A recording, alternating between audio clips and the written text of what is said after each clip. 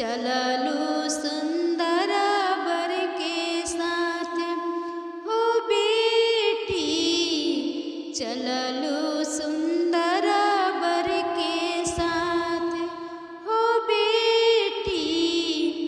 अपना ससुर जी के पापा समझिया हो बेटी, रखी दीहा कुलवा हमारे हो बेटी, रखी दीहा कुलवा हमारे, अपना भसुर जी के भैया समझिया हो बेटी, रखी दीहा कुलवा हमारे हो बेटी, रखी दीहा कुलवा हमारे।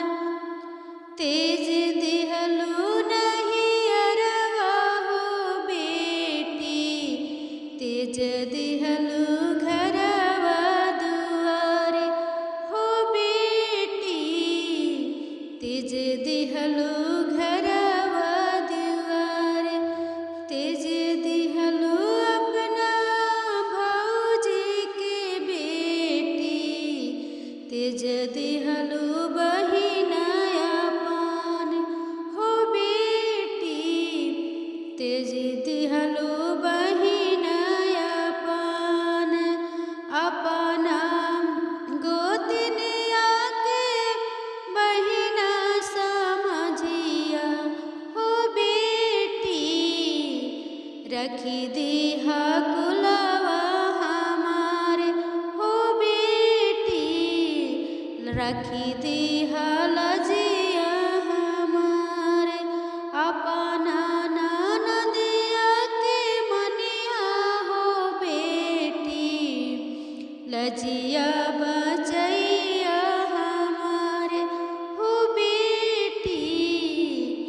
लजिया बचैया हमारे। तेज दिहलू नहीं अरवा हो बेटी, तेज दिहलू घरवा दुआरे हो बेटी, तेज दिहलू